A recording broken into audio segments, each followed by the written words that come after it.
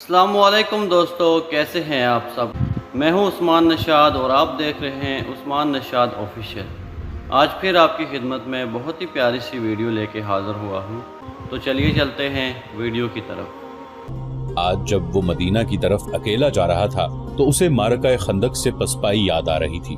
اسے غصہ بھی آ رہا تھا اور وہ شرمسار بھی ہو رہا تھا۔ اسے یاد آ رہا تھا کہ اس نے ایک سال کس طرح گزارا تھا۔ وہ مدینے پر ایک اور حملہ کرنا چاہتا تھا، لیکن اہل قریش مدینہ کا نام سن کر دبک جاتے تھے۔ آخر اسے اطلاع ملی کہ مسلمان مکے پر حملہ کرنے آ رہے ہیں۔ اسے یہ خبر ابو سفیان نے سنائی تھی۔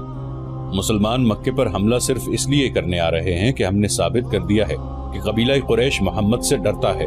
خالد نے ابو سفیان سے کہا، کیا تم نے اپنے قبیلے کو کبھی بتایا ہے کہ مسلمان مکہ پر حملہ کر سکتے ہیں؟ کیا قبیلہ حملہ روکنے کے لیے تیار ہے؟ اب اس بحث کا وقت نہیں کہ ہم نے کیا کیا اور کیا نہیں۔ ابو سفیان نے کہا، مجھے اطلاع دینے والے نے بتایا ہے کہ مسلمانوں کی تعداد تقریباً 1500 ہے۔ تم کچھ سوچ سکتے ہو؟ میں سوچ چکا ہوں۔ خالد نے کہا، مجھے 300 سوار دے دو، میں مسلمانوں کو راستے میں روک لوں گا۔ میں کر الغنیم کی پہاڑیوں میں گھات لگاؤں گا، وہ اسی درے سے گزر کر آئیں گے، میں انہیں ان پہاڑیوں میں بکھیر کر ماروں گا، تم جتنے سوار چاہو لے لو۔ ابو سفیان نے کہا، اور فوراً روانہ ہو جاؤ، ایسا نہ ہو کہ وہ درے سے گزر آئیں۔ خالد کو آج یاد آ رہا تھا کہ اس خبر نے اس کے جسم میں نئی روح پھونک دی تھی۔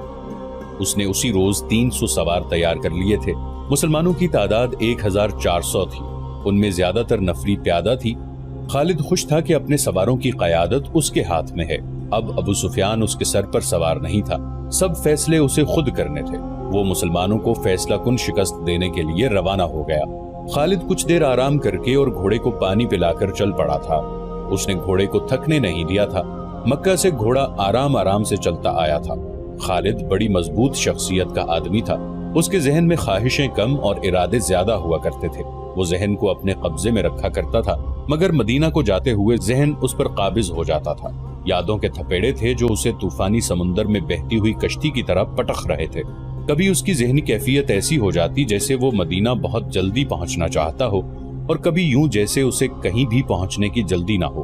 اس کی آنکھوں کے آگے منزل سراب بن جاتی اور دور ہی دور ہٹتی نظر آتی تھی۔ گھوڑا اپنے سوار کے ذہنی خلفشار سے بے خبر چلا جا رہا تھا۔ سوار نے اپنے سر کو جھٹک کر گرد و پیش کو دیکھا۔ وہ ذرا بلند جگہ پر جا رہا تھا، افق سے احد کا سلسلہ کو اوپر اٹھایا تھا۔ خالد کو معلوم تھا کہ کچھ دیر بعد ان پہاڑیوں کے قریب سے مدینہ کے مکان ابھرنے لگیں گے۔ اسے ایک بار پھر خندق اور پسپائی یاد آئی، اور اسے مسلمانوں کے ہاتھوں 400 یہودیوں کا قتل بھی یاد آیا۔ بنو قریظہ کی اس تباہی کی خبر پر قریش کا سردار ابو سفیان تو بہت خوش ہوا تھا، مگر خالد کو نہ خوشی ہوئی نہ افسوس ہوا۔ قریش یہودیوں کی فریبکاریوں کا سہارا لے کر محمد کے پیروکاروں کو شکست دینا چاہتے ہیں۔ خالد کو خیال آیا۔ اس نے اپنے ماتھے پر ہاتھ پھیرا، جیسے اس خیال کو ذہن سے صاف کر دینا چاہتا ہو۔ اس کا ذہن پیچھے ہی پیچھے ہٹتا چلا جا رہا تھا۔ گھنٹیوں کی مترنم آوازیں اسے ماضی سے نکال لائیں۔ اس نے دائیں بائیں دیکھا، بائیں طرف وسیع نشیب تھا۔ خالد اوپر ہی اوپر جا رہا تھا۔ نیچے 4 اونٹ چلے آ رہے تھے۔ اونٹ ایک دوسرے کے پیچھے تھے، ان کے پہلو میں ایک گھوڑا تھا۔ اونٹوں پر 2 عورتیں، چند بچے اور 2 آدمی سوار تھے۔ اونٹوں پر سامان بھی لدا ہوا تھا۔ گھڑ سوار بوڑھا آدمی تھا۔ اونٹ کی رفتار تیز تھی۔ خالد نے اپنے گھوڑے کی رفتار کم کر دی۔ اونٹوں کا یہ مختصر سا قافلہ اس کے قریب آ گیا۔ بوڑھے گھڑ سوار نے اسے پہچان لیا۔ تمہارا سفر آسان ہو ولید کے بیٹے۔ بوڑھے نے بازو بلند کر کے لہرایا اور بولا، نیچے آ جاؤ، کچھ دور اکٹھے چلیں گے۔ خالد نے گھوڑے کی لگام کو ایک طرف جھٹکا دیا اور ہلکی سی ایڑ لگائی۔ گھوڑا نیچے اتر آیا۔ ہا ہا ہا! خالد نے اپنا گھوڑا بوڑھے کے گھوڑے کے پہلو میں لے جا کر خوشی کا اظہار کیا اور کہا، ابو جریج، یہ سب تمہارا خاندان ہے؟ ہاں، بوڑھے ابو جریج نے کہا، یہ میرا خاندان ہے۔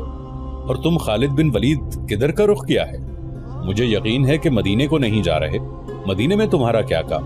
یہ قبیلہ غطفان کا ایک خاندان تھا جو نقل مکانی کر کے کہیں جا رہا تھا۔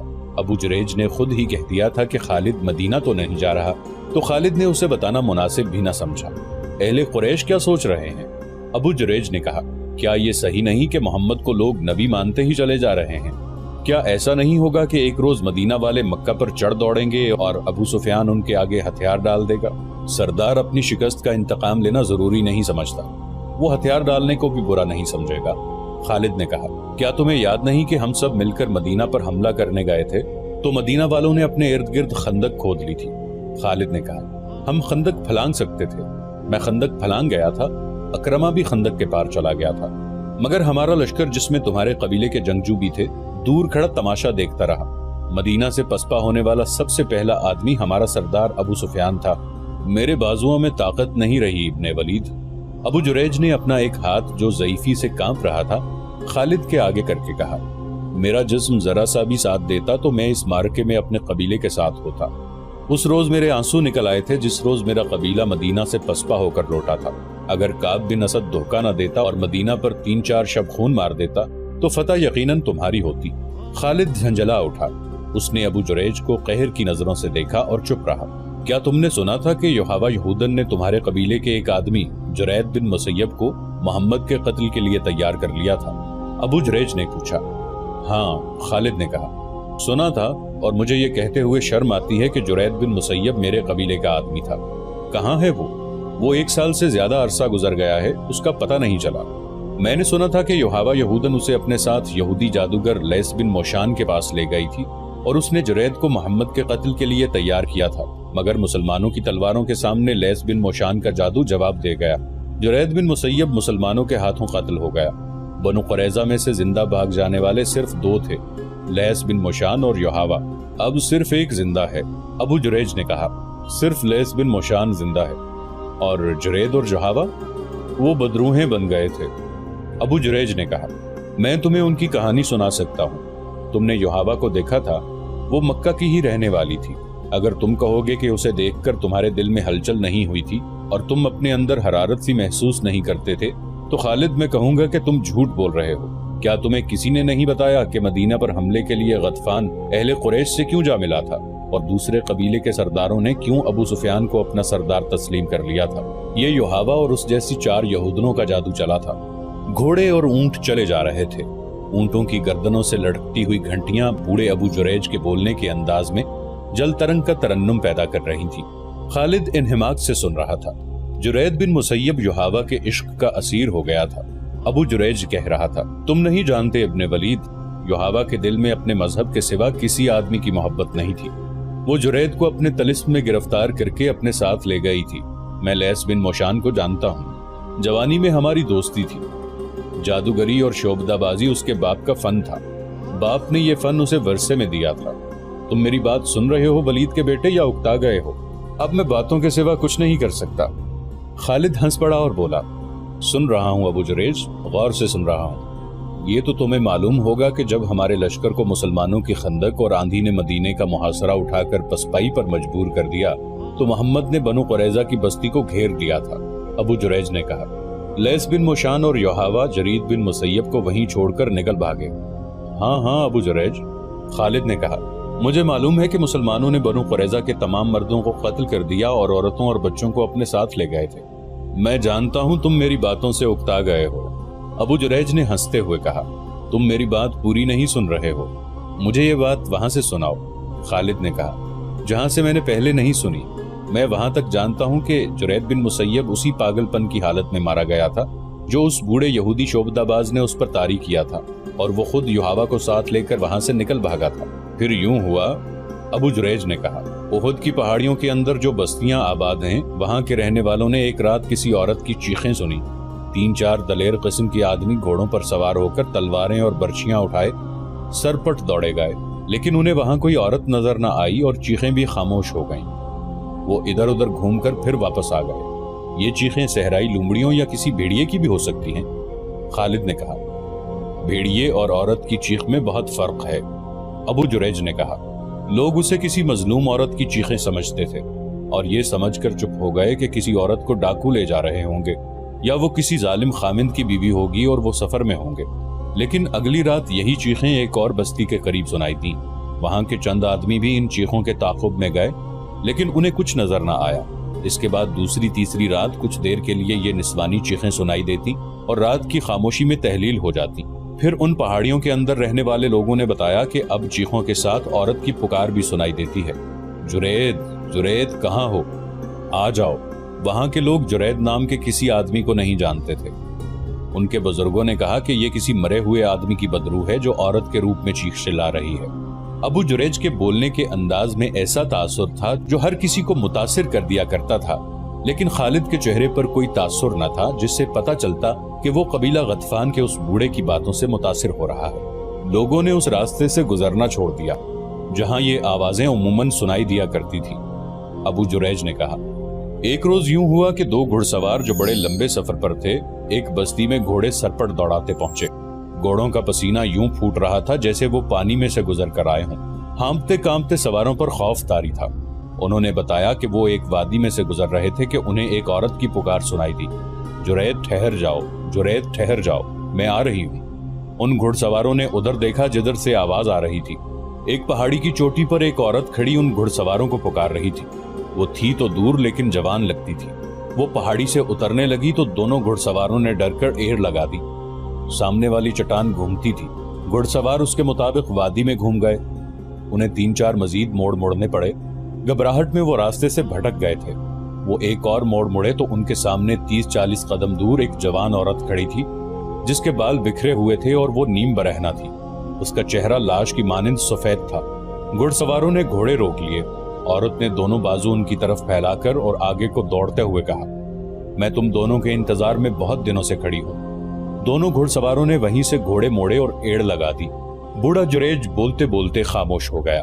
اس نے اپنا ہاتھ خالد کی ران پر رکھا اور بولا، میں دیکھ رہا ہوں تمہارے پاس کھانے کے لیے کچھ نہیں ہے۔ کیا یہ اچھا نہیں ہوگا کہ ہم کچھ دیر کے لیے رک جائیں؟ پھر نہ جانے تم کب ملو۔ تمہارا باپ ولید بڑا زبردست آدمی تھا۔ تم میرے ہاتھوں میں پیدا ہوئے تھے۔ میں تمہاری خاطر تواضع کرنا چاہتا ہوں۔ روکو گھوڑے کو اور اترا۔ یہ قافلہ وہیں رک گیا۔ وہ کسی مرے ہوئے آدمی یا عورت کی بدروح ہی ہو سکتی تھی۔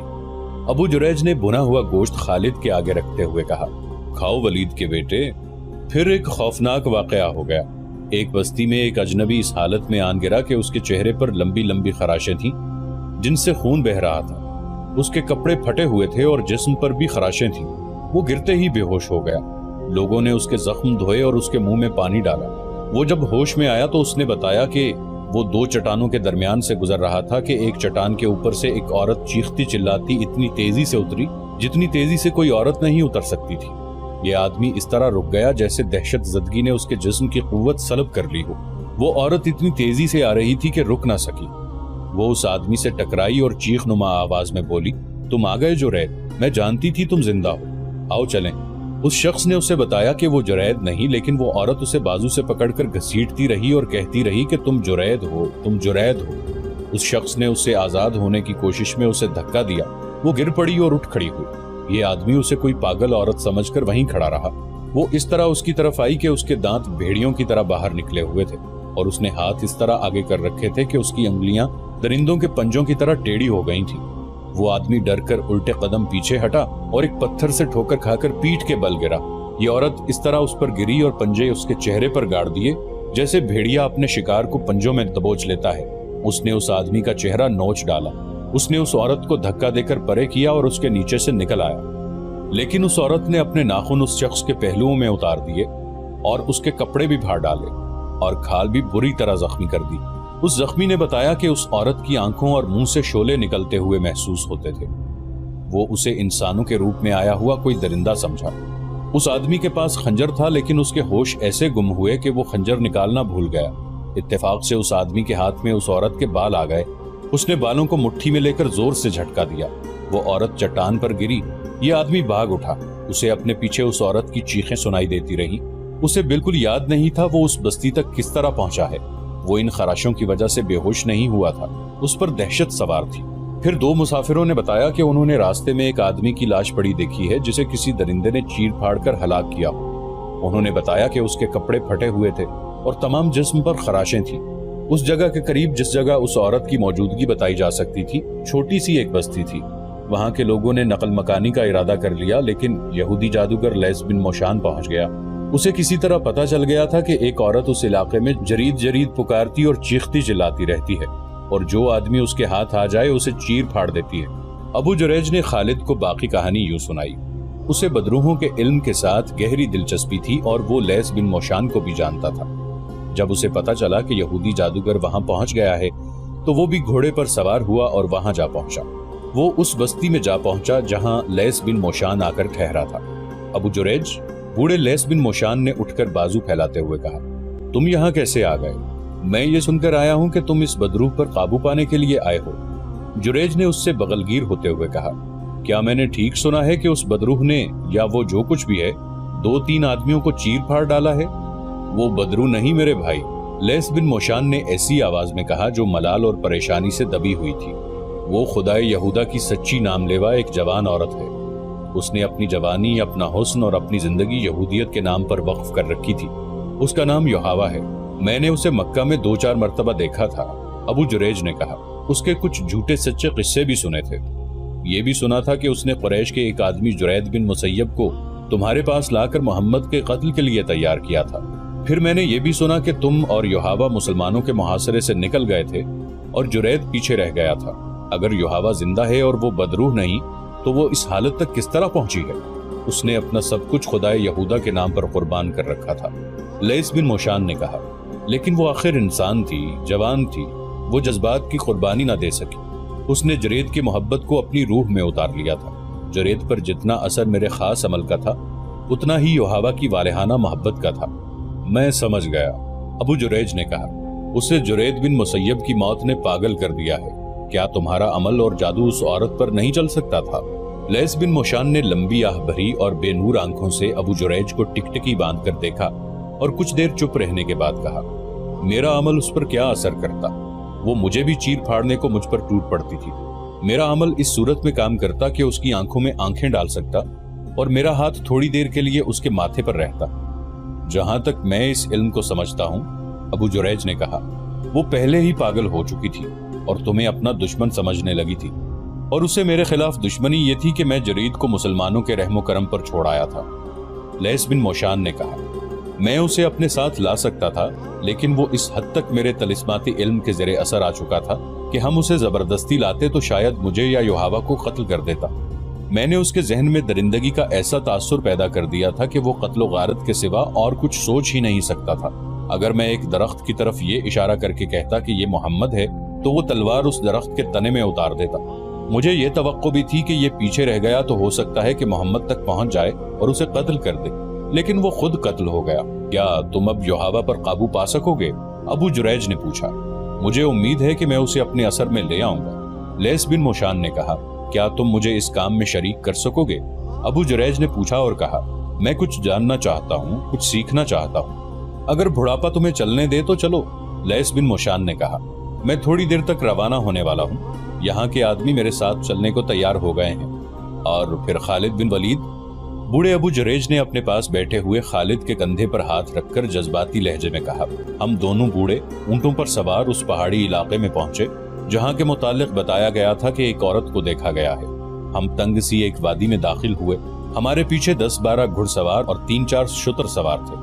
وادی میں داخل ہوئے تو ان سب نے کمانوں میں تیر ڈال لیے۔ وادی آگے جا کر کھل گئی۔ ہم دائیں کو گھومے تو ہمیں کئی گدھ نظر آئے جو کسی مردار کو کھا رہے تھے۔ ایک صحرائی لومڑی گدھوں میں سے دوڑتی ہوئی نکلی۔ میں نے دیکھا اس کے منہ میں ایک انسانی بازو تھا، اور لومڑیاں بھاگیں اور گدھ اڑ گئے۔ وہاں انسانی ہڈیاں بکھری ہوئی تھیں، سر الگ پڑا تھا، اس کے بال لمبے ادھر ادھر بکھرے ہوئے تھے، کچھ کھوپڑی کے ساتھ تھے، آدھے چہرے پر ابھی کھال موجود تھی۔ وہ یوحوا تھی۔ لیس بن موشان کچھ دیر اس کی بکھری ہوئی ہڈیوں کو اور ادکھائی چہرے کو دیکھتا رہا۔ اس کی آنکھوں سے آنسو بہ کر اس کی دودھ جیسی داڑھی میں جذب ہو گئے۔ ہم وہاں سے آ گئے۔ لیس بن موشان اور یوحوا نے جرید بن مسیب کو محمد کے قتل کے لیے تیار کیا تھا۔ خالد نے ایسے لہجے میں کہا جس میں طنز کی ہلکی سی جھلک بھی تھی۔ جرید بن مسیب مسلمانوں کے ہاتھوں قتل ہوا اور یوحوا کا انجام تم نے اپنی آنکھوں سے دیکھا ہے۔ کیا تم سمجھے نہیں ہو ابو جریج؟ ہاں ہاں، بوڑھے ابو جریج نے جواب دیا۔ لیس بن موشان کے جادو سے محمد کا جادو زیادہ تیز اور طاقتور ہے۔ لوگ ٹھیک کہتے ہیں کہ محمد کے ہاتھ میں جادو ہے۔ اس جادو کا کرشمہ ہی ہے کہ اس کے مذہب کو لوگ مانتے ہی چلے جا رہے ہیں۔ جرید کو قتل ہونا ہی تھا۔ میرے بزرگ دوست، خالد نے کہا، اس بدرو کے قصے مدینے میں بھی پہنچے ہوں گے، لیکن وہاں کوئی ڈرا نہیں ہوگا۔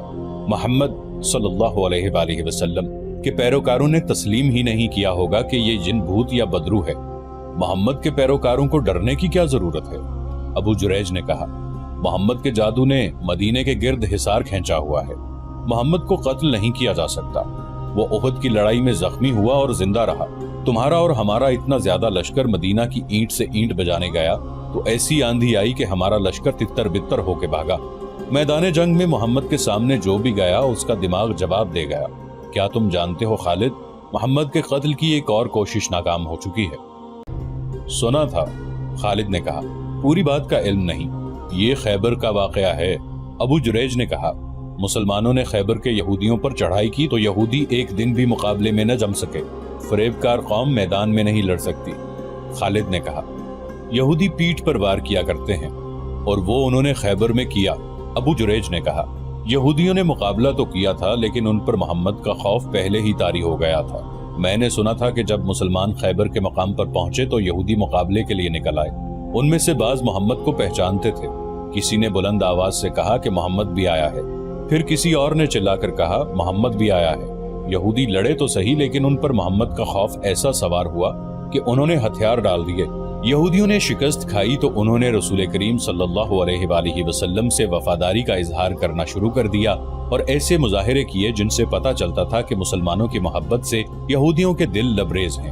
انہی دنوں جب رسول کریم صلی اللہ علیہ وآلہ وسلم خیبر ہی میں تھے، ایک یہودن نے آپ صلی اللہ علیہ وآلہ وسلم کو اپنے ہاں کھانے پر مدعو کیا۔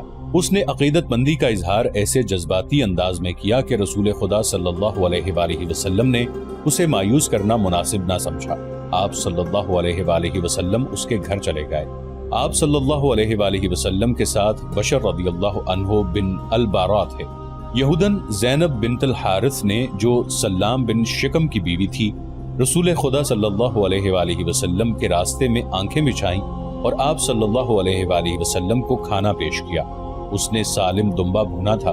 اس نے رسول اللہ صلی اللہ علیہ وآلہ وسلم سے پوچھا کہ آپ صلی اللہ علیہ وآلہ وسلم کو دمبے کا کون سا حصہ پسند ہے؟ آپ صلی اللہ علیہ وآلہ وسلم نے دستی پسند فرمائی۔ یہودن دمبے کی دستی کاٹ لائی اور رسول خدا صلی اللہ علیہ وآلہ وسلم اور بشر رضی اللہ عنہ بن البارا کے آگے رکھ دی۔ بشر رضی اللہ عنہ نے ایک بوٹی کاٹ کر منہ میں ڈال دی۔ رسول کریم صلی اللہ علیہ وآلہ وسلم نے بوٹی منہ میں ڈالی مگر اگل دی۔ مت کھانا بشر، آپ صلی اللہ علیہ وآلہ وسلم نے فرمایا، اس گوشت میں زہر ملا ہوا ہے۔ بشر بن البارا بوٹی چبا رہے تھے، انہوں نے اگل تو دی لیکن زہر لعاب دہن کے ساتھ حلق سے اتر چکا تھا۔ اے یہودن، رسول خدا صلی اللہ علیہ وآلہ وسلم نے فرمایا، کیا میں غلط کہہ رہا ہوں کہ تو نے اس گوشت میں زہر ملایا ہے؟ یہودن انکار نہیں کر سکتی تھی، اس کے جرم کا ثبوت سامنے آ گیا تھا۔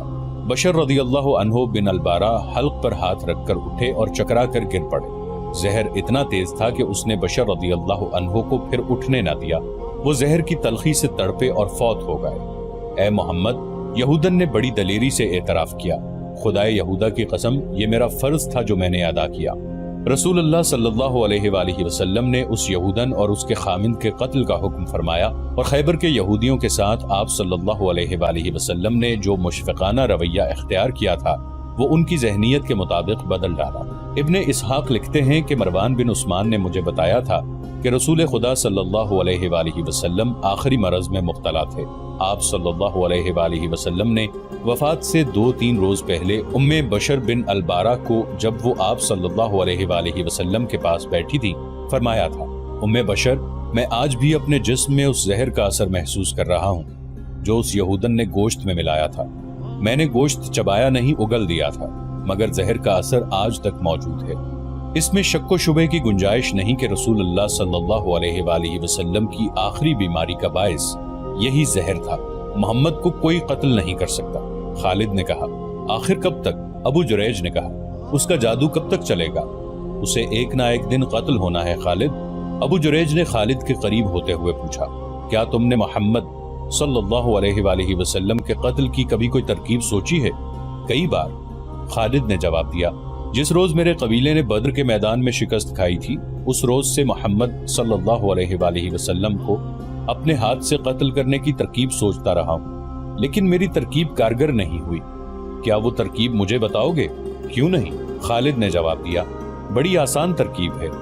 یہ ہے کھلے میدان میں آمنے سامنے کی لڑائی، لیکن میں ایک لشکر کے مقابلے میں اکیلا نہیں لڑ سکتا۔ ہم 3 لڑائیاں ہار چکے ہیں۔ خدا کی قسم، अबू जुरैज ने कहकहा लगाकर कहा, मैंने कभी नहीं सोचा था कि वलीद का बेटा बेवकूफ हो सकता है। मैं यहूदियों जैसी तरकीब की बात कर रहा हूँ, मैं धोखे और फरेब की बात कर रहा हूँ। मोहम्मद को तुम आमने सामने की लड़ाई में नहीं मार सकते और तुम उन्हें फरेबकारी से भी नहीं मार सकते। खालिद ने कहा, फरेब कभी कामयाब नहीं हुआ। बूढ़ा अबू जुरैज खालिद की तरफ झुका और उसके सीने पर उंगली रखकर बोला, किसी और का फरेब नाकाम हो सकता है, यहूदियों का फरेब नाकाम नहीं होगा। इसकी वजह यह है कि फरेबकारी यहूदियों के मजहब में शामिल है। मैं लैस बिन मौशान का दोस्त हूँ, कभी उसकी बातें सुनो, वो दानिशमंद है, उसकी जबान में जादू है, वो तुम्हें जबान से मशहूर कर देगा। वो कहता है कि साल लग जाएंगे, सदियां गुजर जाएंगी, आखिर फतह यहूदियों की होगी। दुनिया में कामयाब होगा तो सिर्फ फरेब कामयाब होगा। मुसलमान अभी तादाद में थोड़े हैं, इसलिए उनमें इत्तेफाक और इत्तेहाद है। अगर इनकी तादाद बढ़ गई तो यहूदी ऐसे तरीकों से इनमें तफर्रुका डाल देंगे कि मुसलमान आपस में लड़ते रहेंगे और समझ न सकेंगे कि यह यहूदियों की कारस्तानी है। मोहम्मद उन्हें यकजान रखने के लिए कब तक जिंदा रहेगा? खालिद उठ खड़ा हुआ, अबू जुरैज भी उठा। खालिद ने दोनों हाथ आगे किए, अबू जुरैज ने उसके हाथ अपने हाथों में ले लिए। मुसाफा करके खालिद अपने घोड़े पर सवार हो गया। तुमने ये तो बताया नहीं कि तुम जा कहां रहे हो? अबू जुरैज ने पूछा। मदीने। मदीने? अबू जुरैज ने हैरत से पूछा, वहां क्या करने जा रहे हो? अपने दुश्मन के पास। मैं मोहम्मद सल्लल्लाहु अलैहि वसल्लम का जादू देखने जा रहा हूं, खालिद ने कहा और घोड़े को एड़ लगा दी। उसने कुछ दूर जाकर पीछे देखा, उसे अबू जुरैज का काफिला नजर न आया। खालिद नशेबी जगह से निकलकर दूर चला गया था। उसने घोड़े की रफ्तार कम कर दी। उसे ऐसे लगा जैसे आवाजें उसका ताक़ुब कर रही हों। मोहम्मद जादूगर, मोहम्मद के जादू में ताकत है। नहीं नहीं, उसने सर झटक कर अपने आप से कहा, लोग जिस चीज को समझ नहीं सकते उसे जादू कह देते हैं और जिस आदमी का सामना नहीं कर सकते उसे जादूगर समझने लगते हैं। फिर भी कुछ न कुछ राज जरूर है। मोहम्मद सल्लल्लाहु अलैहि वसल्लम में कोई बात जरूर है। जहन उसे चंद दिन पीछे ले गया। अबू सुफियान ने उसे अकरमा और सुफवान को बुलाकर बताया था कि मुसलमान मक्का पर हमला करने आ रहे हैं। अबू सुफियान को ये इत्तला 2 शुतर सवारों ने दी थी जिन्होंने मुसलमानों के लश्कर को मक्का आते देखा था। खालिद अपनी पसंद के 300 घुड़सवारों को साथ लेकर मुसलमानों को रास्ते में घात लगाकर रोकने के लिए चल पड़ा था। वो अपने उस जांबाज दस्ते को सरपट दौड़ाता ले जा रहा था। उसके सामने 30 मील की मसाफत थी। उसे बताया गया कि मुसलमान कराउल गनीम से भी अभी दूर हैं। खालिद इस कोशिश में था कि मुसलमानों से पहले कराउल गनीम पहुंच जाए। मक्का से 30 मील दूर कराउल गनीम एक पहाड़ी सिलसिला था जो घात के लिए मौजू था। अगर मुसलमान पहले वहां पहुंच जाते तो खालिद के लिए जंगी हालात दुश्वार हो जाते। उसने रास्ते में सिर्फ 1-2 जगह दस्ते को रोका और घोड़ों को सस्ताने का मौका दिया। उसने 2 जगहों पर अपने घुड़सवारों को अपने सामने खड़ा करके कहा, ये हमारे लिए कड़ी आजमाइश है। अपने कबीले की अजमत के मुहाफिज सिर्फ हम हैं। आज हमें अज़्ज़ा और हबल की लाज रखनी है। हमें अपनी शिकस्त का इंतकाम लेना है। अगर हम मुसलमानों को कराउल गनीम के अंदर ही रोककर उन्हें तबाह न कर सके तो मक्का पर मुसलमानों का कब्जा होगा। हमारी बहनें और बेटियां उनकी लौंडियां होंगी और हमारे बच्चे उनके गुलाम होंगे। अज़्ज़ा और हबल के नाम पर हल्फ उठाओ कि हम कुरैश और मक्का की आन और वक़ार पर जान कुर्बान कर देंगे। 300 घुड़सवारों ने नारे लगाए, हम अज़्ज़ा और हबल के नाम पर मर मिटेंगे, एक भी मुसलमान जिंदा नहीं जाएगा। कराउल गनीम की वादी में मुसलमानों का खून बहेगा। मोहम्मद को जिंदा मक्का ले जाएंगे। मुसलमानों की खोपड़ियां मक्का ले जाएंगे, काट देंगे, तबाह करके रख देंगे। खालिद का सीना फैल गया था और सर ऊंचा हो गया था।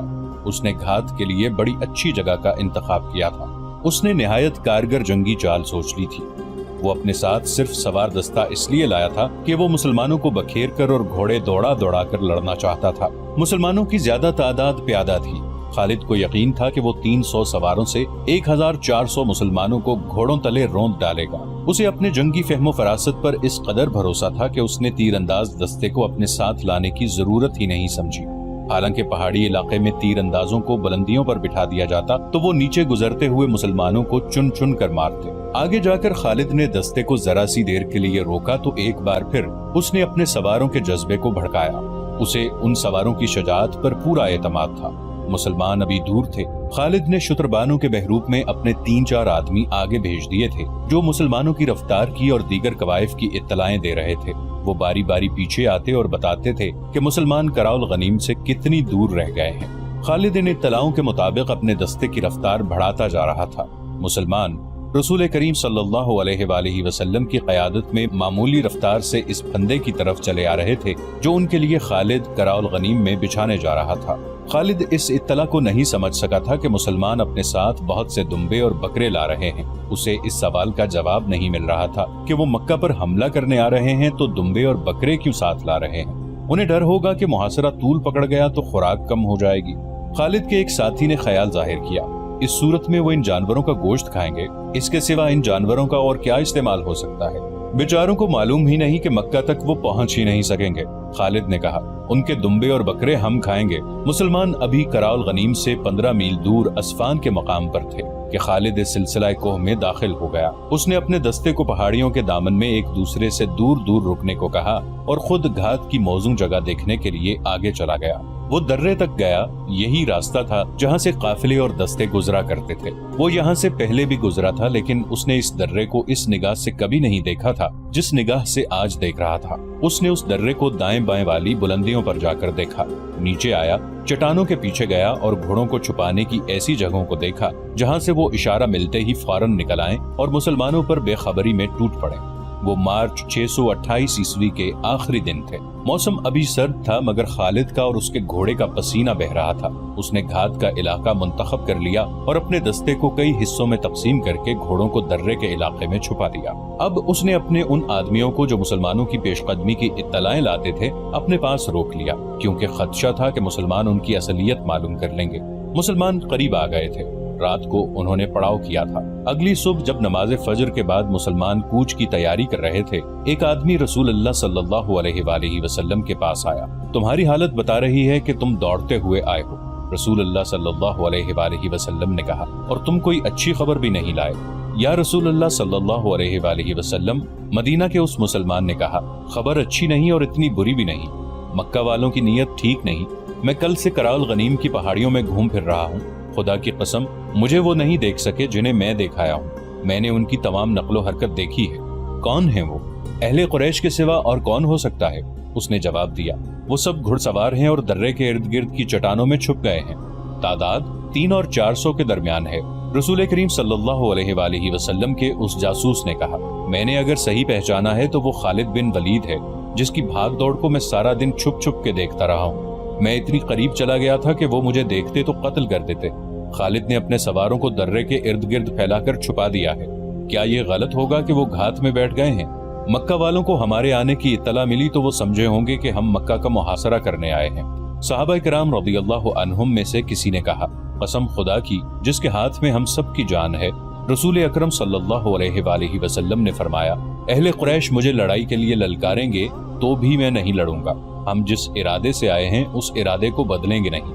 हमारी नीयत मक्का में जाकर उम्रा करने की है और हम ये दुम्बे और बकरे कुर्बानी के लिए साथ लाए हैं। मैं अपनी नीयत में तब्दीली करके खुदाए जुल जलाल को नाराज नहीं करूंगा। हम खून खराबा करने के लिए नहीं, उम्रा करने के लिए आए हैं। या रसूल अल्लाह सल्लल्लाहु अलैहि वसल्लम, एक सहाबी ने पूछा, वो दर्रे में हमें रोकेंगे तो क्या हम पर अपने दुश्मन का खून खराबा जायज नहीं होगा?